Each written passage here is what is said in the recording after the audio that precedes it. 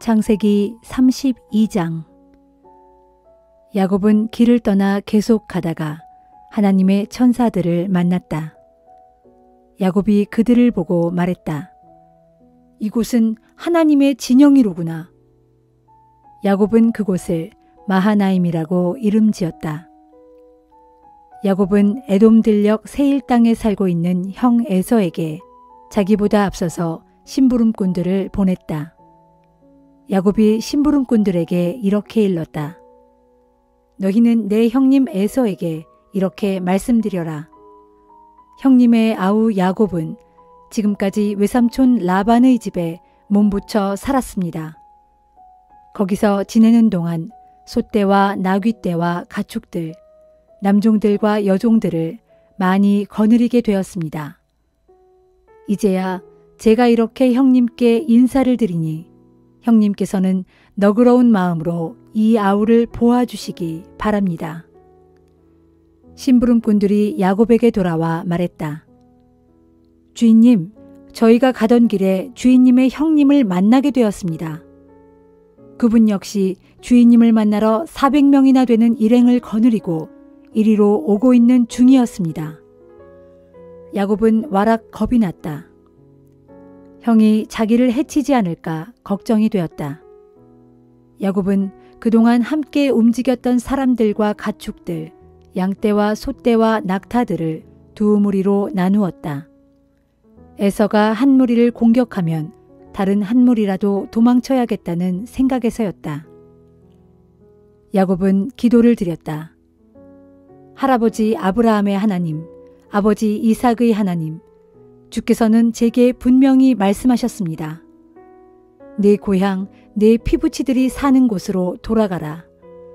내가 무슨 일을 하든 내가 보살펴 주리라. 사실 이 몸은 주께서 베푸신 이 모든 은총과 신실함을 받을 만한 자격도 없는 몸입니다. 제가 집을 떠나 이 요단강을 건널 때 저에게는 지팡이 하나가 전부였습니다. 하지만 지금 저는 두 무리나 거느리게 되었습니다. 주님, 제 형 에서의 손에서 이 몸을 구해 주시옵소서. 형 에서가 저를 공격하여 제 아내들과 자식들을 죽일까 두렵습니다. 주께서는 분명히 이 종이 하는 일마다 모두 잘되게 해주시겠다고 약속하셨습니다. 또 바닷가에 널려있는 모래만큼이나 셀 수 없을 정도로 제 후손이 불어나게 해주시겠다고 약속하셨습니다. 그날 밤에 야곱은 거기서 밤을 새고 자신이 가진 것들 중에서 형 에서에게 줄 선물을 골랐다. 야곱은 암염소 200마리, 수렴소 20마리, 암양 200마리, 수량 20마리, 젖이 나오는 어미낙타 30마리와 그 새끼들, 암소 40마리, 황소 10마리, 암나귀 20마리, 새끼나귀 10마리를 형 에서에게 줄 선물로 골라놓았다. 야곱은 이렇게 골라낸 가축들을 종들에게 넘겨주고는 그 가축들이 수십 마리씩 떼를 지어 자기보다 앞서가게 하되 무리와 무리 사이에 일정한 간격을 띄우라고 지시했다. 야곱은 가축대를 몰고 가장 앞장서서 가게 될 종에게 일렀다. 내 형님 에서가 너를 만나 그분이 내게 내 주인은 누구냐? 어디로 가는 길이냐? 네가 몰고 가는 이 가축대는 누구의 것이냐? 하고 묻거든 너는 그분께 이렇게 대답하여라. 이것은 모두 당신의 종 야곱의 소유인데 야곱이 그 형님 에서께 보내는 선물입니다. 야곱도 우리 뒤에 따라오고 있습니다. 야곱은 두 번째 가축대를 몰고 갈 종과 세 번째 종에게도 또 나머지 종들에게도 똑같이 일렀다. 내 형님 에서를 만나거든 너희는 꼭 이렇게 대답해야 한다. 당신의 종 야곱은 우리 뒤에 따라옵니다. 하고 말이다. 야곱이 이렇게 자기보다 앞서 형 에서에게 선물을 보낸 것은 그럼으로써 형의 분노가 누그러져 형 에서가 자기를 용서하고 받아들이지 않을까 싶어서였다. 야곱은 이렇게 선물을 앞서 보내고 자신은 그날 밤을 장막에서 지냈다. 그 밤 야곱은 밤중에 일어나 두 아내와 두 여종과 11명의 아들들을 데리고 가서 야복나루를 건너게 했다. 야곱은 식구들을 다 건너보내고 자기에게 딸린 것들도 모두 개울 건너로 보낸 후 혼자 뒤에 남았다. 그때 누군가가 야곱 앞에 나타났고 야곱은 거기에서 동이 터올 때까지 그를 붙잡고 씨름을 했다. 그 사람은 야곱을 도저히 이길 수 없다는 것을 알고는 야곱의 엉덩이뼈를 후려쳤다. 그래서 야곱은 엉덩이뼈를 다쳤다. 그 사람은 야곱에게 이제 동이 트려고 하니 자신을 보내달라고 말했다. 야곱이 말했다. 안 됩니다. 저에게 복 주시지 않으면 절대 보내줄 수 없습니다. 그러자 그 사람이 야곱에게 물었다. 내 이름이 무엇이냐? 야곱이 대답했다. 예, 제 이름은 야곱입니다. 그 사람이 말했다. 이제부터는 내 이름을 야곱이라 하지 말고 이스라엘이라고 하여라. 내가 사람들뿐만 아니라 하나님과도 싸워서 이겼기 때문이다. 야곱이 물었다. 당신의 이름이 무엇인지 제게 말씀해 주십시오. 그 사람이 대답했다. 내 이름은 무엇 때문에 묻느냐? 그러면서 그 사람은 야곱에게 복을 베풀어 주었다. 야곱은 내가 하나님의 얼굴을 직접 대면하고서도 이렇듯 멀쩡하게 살아있다니 하면서 그곳 이름을 브니엘이라고 지었다. 야곱이 브니엘을 떠날 때는 동력에서 태양이 떠오르고 있었다. 엉덩이뼈를 다친 야곱은 절름거리며 걸었다. 오늘날까지도 이스라엘 자손들은 엉덩이뼈에 붙어있는 힘줄은 먹지 않는다. 그 까닭은 밤에 야곱과 씨름한 그 사람이 야곱의 엉덩이뼈를 쳐서 그들의 조상 야곱이 이렇게 엉덩이뼈를 다쳤기 때문이다.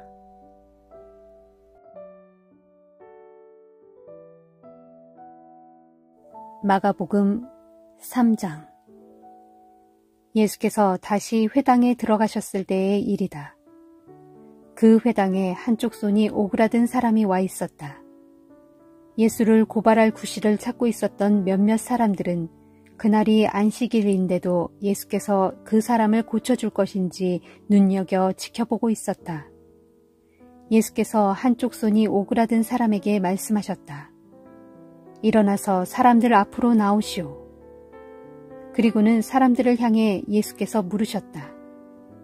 안식일에 착한 일을 하는 것이 옳습니까? 악한 일을 하는 것이 옳습니까? 사람을 살리는 것이 옳습니까? 죽이는 것이 옳습니까? 그러자 아무도 대답하는 사람이 없었다. 예수께서 크게 마음이 상하셔서 그들을 둘러보시고 그들의 마음이 완고한 것을 탄식하시면서 그 사람에게 말씀하셨다. 당신의 손을 펴시오. 그 사람이 손을 펴자 그의 손이 완전히 회복되었다. 그러자 바리새파 사람들은 그 길로 회당에서 나가 헤롯 당원들과 함께 어떻게 하면 예수를 죽일 것인지 음모를 꾸미기 시작했다. 예수께서 제자들과 함께 갈릴리 호숫가로 가시자 갈릴리 지방에서 많은 사람들이 따라왔다. 예수께서 행하신 일들이 널리 알려지자 유대와 예루살렘과 이두메와 요단강 건너편과 두로와 시돈 부근에서도 큰 무리가 예수께로 모여들었다. 예수께서는 몰려드는 군중을 피하시려고 제자들에게 작은 배 한 척을 준비하라고 이르셨다. 예수께서 많은 병자들을 고쳐주셨기 때문에 각양각색의 병으로 고생하는 사람들은 너도 나도 예수를 만지려고 우르르 몰려들곤 했다. 또 악한 귀신 들린 사람들은 예수를 보기만 하면 그 앞에 엎드려 소리를 질러댔다. 당신은 정녕 하나님의 아들입니다. 그러면 예수께서는 그들에게 자신이 누구인지 말하지 말라고 엄하게 꾸짖으셨다. 예수께서 산으로 올라가셔서 마음에 두었던 사람들을 부르셨다. 그들이 예수께 나아오자 예수께서 12사람을 따로 뽑아 그들을 사도로 지명하셨다. 이는 그들로 하여금 자신과 함께 있게 하시고 그들을 세상에 보내 말씀을 전파하게 하시며 또 귀신을 쫓아내는 권세도 주시려 함이었다. 이때 예수께서 따로 지명하여 뽑으신 12사람은 다음과 같다.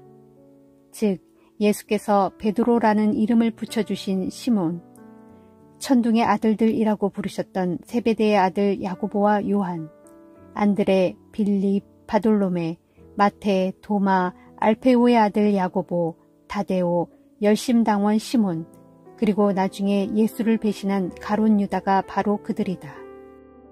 예수께서 어떤 집으로 들어가시자 많은 사람들이 몰려들어 예수 일행은 식사를 할 겨를조차 없었다.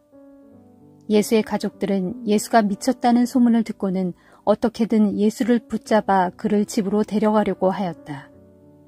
예루살렘에서 내려온 율법 교사들은 이렇게 떠들어댔다. 예수는 귀신의 두목인 바알세불에게 사로잡혀 있다. 그래서 예수는 귀신의 두목인 바알세불의 힘으로 귀신들을 쫓아내는 것이다. 그러자 예수께서 그들을 불러놓고 비유로 설명해 주셨다. 사탄이 어떻게 사탄을 쫓아낼 수 있겠소? 한 나라가 갈라져서 서로 싸우면 그 나라는 지탱할 수 없소. 또 한 가정이 갈라져서 서로 싸우면 그 가정은 망하는 법이요. 마찬가지로 사탄이 사탄과 싸운다면 무슨 일이 벌어지겠소? 사탄의 나라는 서지 못하고 망해버리지 않겠소? 힘센 사람의 집을 털려면 먼저 그 사람을 묶어놓아야 그의 재산을 털어갈 수 있을 것이요. 내가 당신들에게 분명히 말하겠소. 사람이 어떤 죄를 짓든 또 입을 함부로 놀려 어떤 욕설을 퍼붓든 다 용서받을 수 있소. 그러나 성령을 모독하는 죄는 결코 용서받지 못할 것이요. 그 죄만큼은 무엇으로도 영원히 씻을 수 없소. 예수께서 이 같은 말씀을 하신 것은 사람들이 자신에 대해 악한 귀신이 들렸다 하고 말했기 때문이다. 그때 예수의 어머니와 형제들이 예수를 찾아왔다. 그들은 바깥에 서서 사람을 보내 예수를 불러달라고 했다. 사람들이 예수를 애워싸고 있다가 예수께 말했다. 선생님, 선생님의 어머니와 형제들이 밖에서 지금 선생님을 찾고 계십니다. 예수께서 되물으셨다. 누가 내 어머니이며 누가 내 형제들입니까? 그리고는 둘러앉은 사람들을 돌아보시며 말씀하셨다. 보라, 여기 있는 사람들이 바로 내 어머니요, 내 형제들입니다. 그렇습니다. 누구든지 하나님의 뜻을 따르는 사람이 곧 내 형제요, 내 자매이며 내 어머니입니다.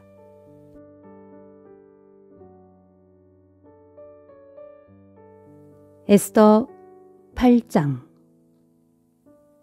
바로 그날 아하수에로 왕은 유다 사람의 원수인 하만의 집과 재산을 몰수하여 에스더 왕후에게 주었다. 그리고 왕후 에스더가 자신과 모르드게와의 관계를 왕에게 알렸기 때문에 모르드게는 왕 앞에 나아오게 되었다. 왕은 하만에게서 회수한 자신의 인장 반지를 빼어 모르드게에게 건네주었다. 그리고 왕후 에스더는 하만의 모든 재산을 모르드게에게 전부 맡겨서 관리하게 했다. 에스더는 다시 아하수에로 왕 앞에 나아가 왕의 발 아래 무릎 꿇고 엎드려 울면서 간청했다. 아각 사람 하만이 유다 사람을 몰살시키려고 계획해 놓은 흉악한 학살 명령을 제발 철회시켜달라고 애원했다. 왕이 에스더에게 더 가까이 오도록 금호를 내밀자 에스더가 일어나 왕 앞에 서서 말했다.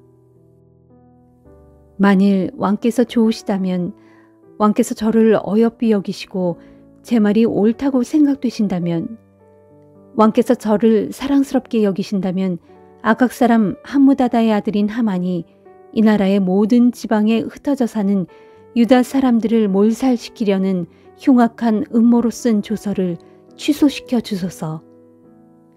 어떻게 제가 동족의 끔찍한 재앙을 이대로 지켜보고만 있을 수 있겠으며 어떻게 제가 제 집안이 멸망당하는 것을 눈뜨고 방관할 수 있겠습니까? 아하수에로 왕이 에스더 왕후와 유다 사람 모르드게에게 대답했다. 하만이 음모를 꾸며 유다 사람을 말살하려고 계획했기 때문에 내가 그의 모든 재산을 에스더에게 주었고 하만이 세운 장대에 하만 자신을 매달아 죽였소. 그러니 이제 어떻게 하는 것이 좋을지 그대들의 뜻에 모두 맡기겠소. 그대들은 유다 사람을 살려내기 위해 내 이름으로 새로운 조서를 작성하고 그 조서에 나의 인장 반지를 찍어 온 나라에 공포하시오. 왕의 이름으로 작성되고 왕의 인장 반지가 찍힌 조서는 아무도 취소하지 못하기 때문이오. 모르드게는 즉시 왕의 서기관들을 불러 모았다. 때는 그의 셋째 달, 곧 시완월 23일이었다. 왕의 서기관들은 모르드게가 불러주는 대로 왕의 이름으로 조서를 써서 페르시아 제국의 모든 유다 사람들과 인도에서 구스까지 이르는 127개 지방의 모든 총독들과 고관들과 장군들에게 보냈다. 그 조서는 페르시아 제국에 포함된 각 지방의 문자와 각 민족의 언어로 기록되었으며 또한 유다 사람들을 위해서 그들의 글과 말로도 기록되었다. 이처럼 아하수에로 왕의 이름으로 작성되고 거기에 왕의 인장 반지가 찍힌 이 조서는 특사들에 의해 각 지역으로 재빠르게 전달되었다. 이때 특사들은 왕궁에서 기른 것들로 왕의 일을 위해 특별히 사용되는 아주 날랜 말들을 탔다. 그 조서에는 이런 내용이 담겨 있었다. 나 아하수에로 왕은 이 나라의 모든 마을과 성읍에 사는 유다 사람들에게 정당 방위의 특권을 부여한다. 그들은 자신들의 목숨을 보호하기 위하여 다같이 단합할 수 있으며 만일 어느 지역이나 어느 족속 중에서 유다 사람을 상대로 무장하고 나서는 이들이 있으면 그에 대응하여 유다 사람들은 그들뿐만이 아니라 그들의 처자식들까지도 모조리 죽이고 그들의 집과 재산을 빼앗아 차지할 수 있다. 그리고 그 일은 나 아하수에로 왕이 다스리는 모든 지역에서 올해 12째 달, 곧 아달월 13일 하루 동안에만 이루어져야 한다. 아하수에로 왕의 이름으로 작성된 이 조서 사본은 페르시아 제국의 모든 지방에 널리 공고되었고 또 법률로 제정되었다. 그리하여 유다 사람들로 하여금 그날에 어떤 대적이 일어나더라도 그들의 원수를 갚을 수 있도록 만반의 준비를 하게 하였다. 사안이 워낙 시급했으므로 특사들은 왕궁에서 가장 좋은 말을 타고 왕의 조서를 들고 저마다 서둘러 길을 떠났다. 수산성에도 왕의 새로운 조서가 공포되었다. 모든 일을 마친 모르드게는 자줏빛 옷감과 흰 옷감으로 만든 궁중예복과 하얀 세모시에 자색 털로 장식한 외투를 입고 머리에는 금 멸관을 쓰고 어전에서 물러나왔다. 수산성의 모든 주민들이 환호성을 올리며 그를 맞아주었다. 마침내 유다 사람들에게 영광스럽고도 자랑스러운 벅찬 기쁨의 날이 찾아온 것이다. 페르시아 제국의 각 지방과 성읍에 왕의 새로운 조서가 나붙을 때마다 그 지역의 유다 사람들은 기뻐 환호성을 올리고 그날을 경축일로 삼아 잔치를 베풀었다. 그러자 그 땅에 사는 여러 민족들 가운데 많은 사람들이 유다 사람들을 두려워하여 스스로 유다 사람으로 귀화하기도 했다.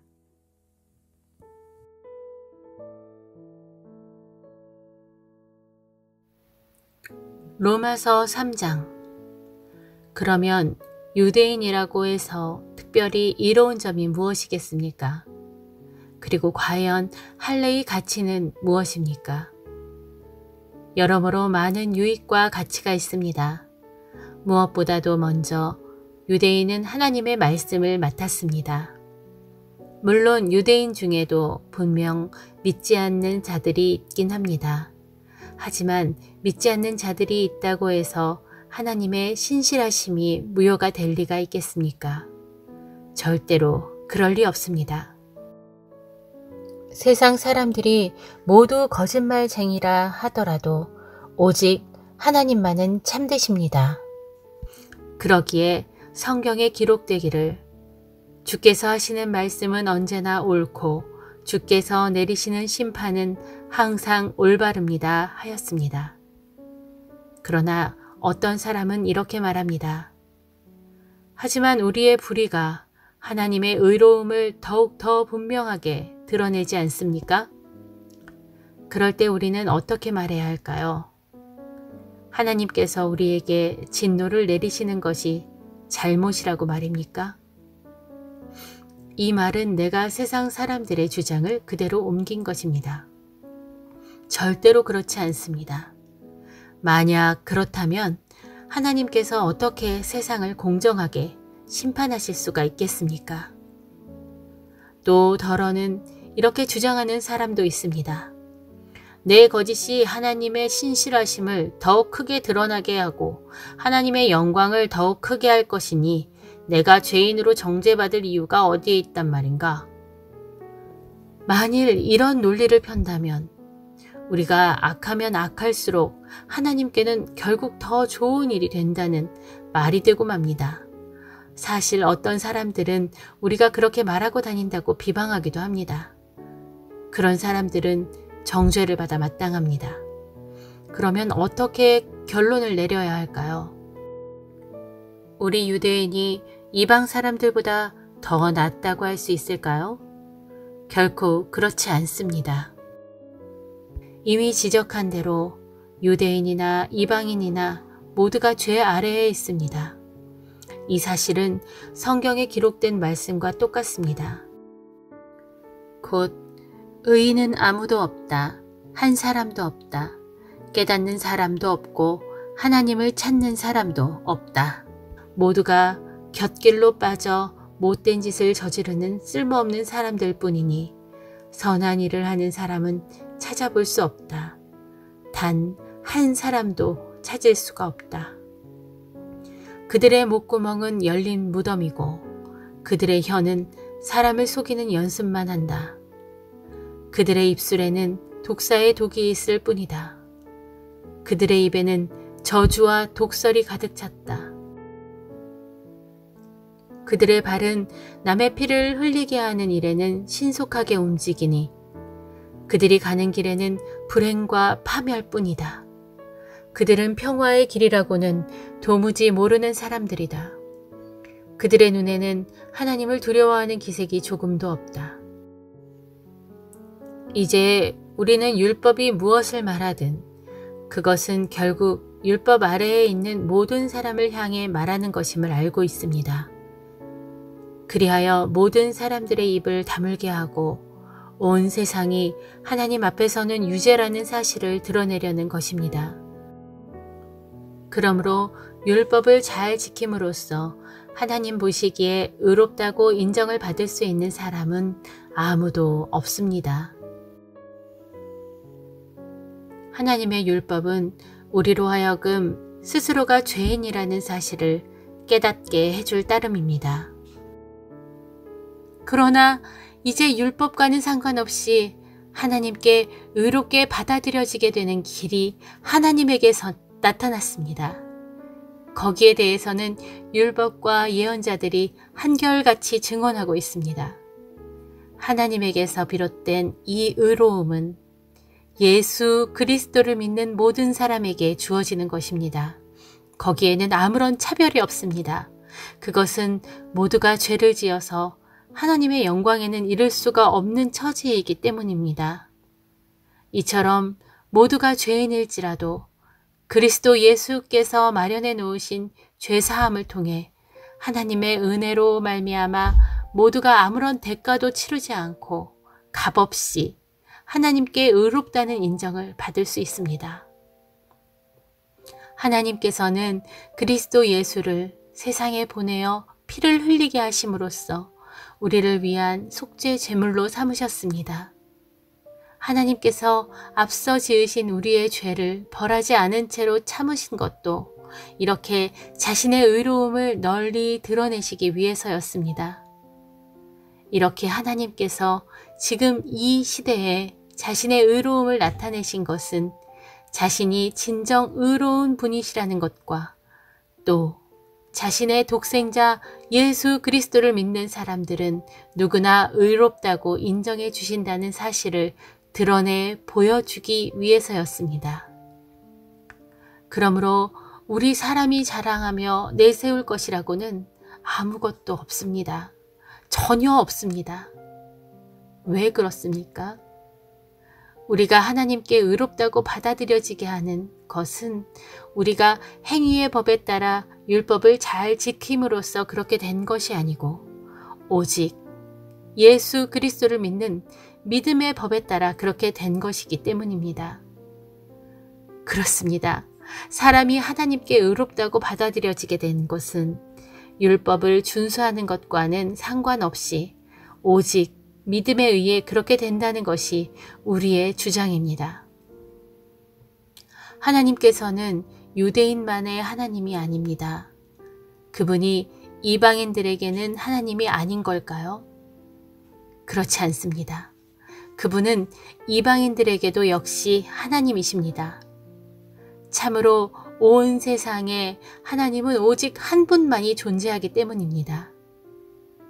그러므로 하나님께서는 할례를 받은 사람들도 그 믿음을 보시고 의롭다고 인정해 주시고 할례를 받지 않은 사람들도 똑같이 그 믿음을 보시고 의롭다고 인정해 주시는 것입니다. 그러면 이러한 믿음에 의해 율법은 아무것도 아닌 것이 되어버릴까요? 절대로 그렇지 않습니다. 오히려 믿음은 율법을 더욱 굳건하게 세워줍니다.